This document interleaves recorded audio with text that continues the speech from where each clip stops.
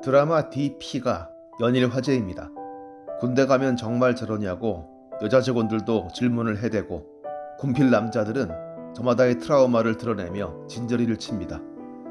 군에서는 요즘은 그렇지 않은데 너무 심하게 묘사가 됐다며 난감해한다는데 글쎄요. 후임을 괴롭히다 못해 가래침을 핥게 하고 잠을 못 자게 하며 들볶다가 끝내 죽음으로 몰아넣었던 28사단 이병장 사건이 2014년이었던 걸 생각하면 드라마를 보고 난감해한다는 군이 더 난감해 보입니다. 이 드라마를 보면서 떠오르는 사례들은 무수히 많습니다만 그중 한 사연을 소개해드리고자 합니다. 지금으로부터 반세기 전 1962년 육군 15사단 예하부대의 한 내무반. 병사들이 희낭랑 뭔가를 보고 있었습니다. 온 몸을 베베 꼬기도 하고 깔깔대고 웃기도 하고 뭔가를 어설프게 낭독하고 있었죠. 사랑하는 영, 꿈같은 시간이었어요. 무사히 군대 들어가셨는지요? 이별은 정말 슬퍼요. 그 앞에서 한 1등병이 애타게 소리를 질렀습니다. 이러지 마십시오.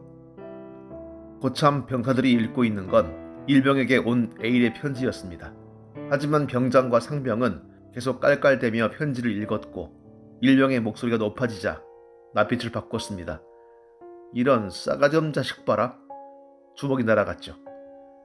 이후 최용호 일병은 소원 수리, 즉 상부의 사정을 호소합니다. 1960년대 한국군을 너무 인간적으로 봤던 실수였습니다. 그로부터 30년 뒤 군생활을 한 저도 소원 수리하면 너도 같이 영창 간다는 협박을 받았는데 하물며 60년대라니요. 아니, 실수가 아닌지도 모릅니다. 그렇게 해서라도 고참들의 횡포를 멈추게 하고 싶었을 테니까요. 고참들은 천덕꾸러기 강아지 배 걷어차듯이 틈만 나면 최용호를 갈궜습니다. 하루는 사소한 문제로 전치 4주의 부상을 입은 만큼 두들겨 팼죠. 여기서 최용호는 폭발하고 맙니다. 이 개자식들. 가장 심하게 괴롭혔던 정병장과 고상병을 향하여 M1 소총을 겨눈 겁니다. M1 총에는 총 8발의 탄창이 들어갑니다. 그는 총 7발을 쏴 2명을 죽이고 1명에게 부상을 입혔습니다. 마지막 한 발은 자신을 겨눴지만 스친 채 총알은 빗나갔고 최용호는 자살에 실패하고 체포되고 맙니다. 최용호는 서울대 물리대 기상학과를 다니다가 군에 입대했습니다. 그는 학보병이었습니다. 학보병이란 대학 재학생이 입대를 하면 복학 조건으로 군 복무 기간을 단축시켜준 제도입니다. 1년 6개월이 복무 기간이었던 최용호 일병은 제대를 얼마 남겨두지 않고 있었습니다. 그러나 최용호 일병은 상관 살해 죄명으로 사형을 선고받습니다. 이 사건의 가장 까무라친 것은 물론 피해 장병들의 부모일 것이지만 최용호 일병의 어머니 역시 그 사건을 들은 순간부터 산 사람이 아니었습니다. 남편과 사별한 지 20여 년, 아등바등 길러낸 자식이었고 그 노고를 알아주고 뜻을 저버리지 않았던 아들이었습니다. 그 아들이 군에 입대한 지 1년 만에 사형수가 되어 창살 안에서만 마주하게 된 겁니다. 어머니의 애끓는 호소에도 2명의 상관을 총살한 병사에 대한 군법의 지엄함은 누그러지지 않았습니다.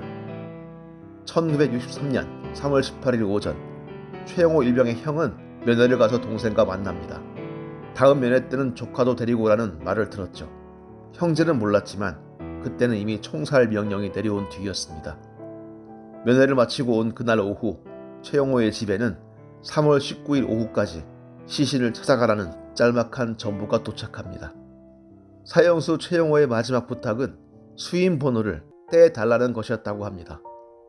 이 사건이 터진 뒤 육군 참모총장은 특별 담화를 통해 사신 검열은 육군 규정을 어긴 것이며 사적 제재를 금지하고 서신의 기밀을 유지함으로써 인권을 옹호하는 데 만전을 기할 것을 강조했습니다. 군대 내 하급 병사에 대한 반인권적 린치가 총기 사고의 배경임을 일부 인정한 셈입니다. 최용호 일병은 총살당하기 전 옥중수기에 이렇게 썼습니다. 물론 연서가 살인의 피상적인 동기가 된 것은 부인 못한다. 그러나 나로서는 연서 자체 때문에 살인자가 되었다고 생각하지 않는다. 다만 인간 이하의 불의에 항거했으며 또 그것을 말살하려고 한 것이다. 나는 저 인간됨을 죽인 것이 아니라 인간 이하의 놀이개를 가지고 그걸 향락하려는 씹고 싶도록 잔인한 근성을 삭제하고 싶었던 것이다. 소식을 들은 어머니는 그날 밤 집을 나서 한강에 투신합니다. 어머니의 행방을 찾던 가족들이 아들의 이름을 부르짖는 어머니의 목소리를 듣고 달려갔지만 한강은 어머니를 삼킨 뒤였습니다.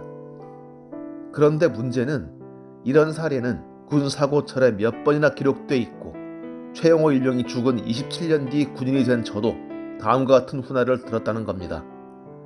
연애편지 같은 건 물론 그러면 안 된다. 하지만 또 어찌 보면 동료들과 함께 읽으며 웃을 수도 있는 거 아닌가. 전우들끼리 그럴 수도 있는 거다. 강한 군대는 군기 같은 군대가 아니라 왜 싸우는지를 알고 자신이 지켜야 하는 가치를 절감하면서 싸우는 군대일 겁니다. 인간의 존엄과 자유를 소호한다는 대한민국 군대의 자화상이 50년 전이나 20년 전이나 지금이나 일점 변화 없는 모습이라고 한다면 우리는 그를 돌덩이라고 불러야 할까요? 쇠덩이라고 불러야 할까요? 최영호 일병은 옥중에서 자신은 이미 죽은 목숨이라고 중얼거렸습니다.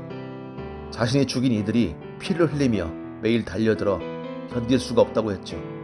죽은 이들도 어디 유별나게 잔인하고 사악한 세디스트들이어서 그랬겠습니까?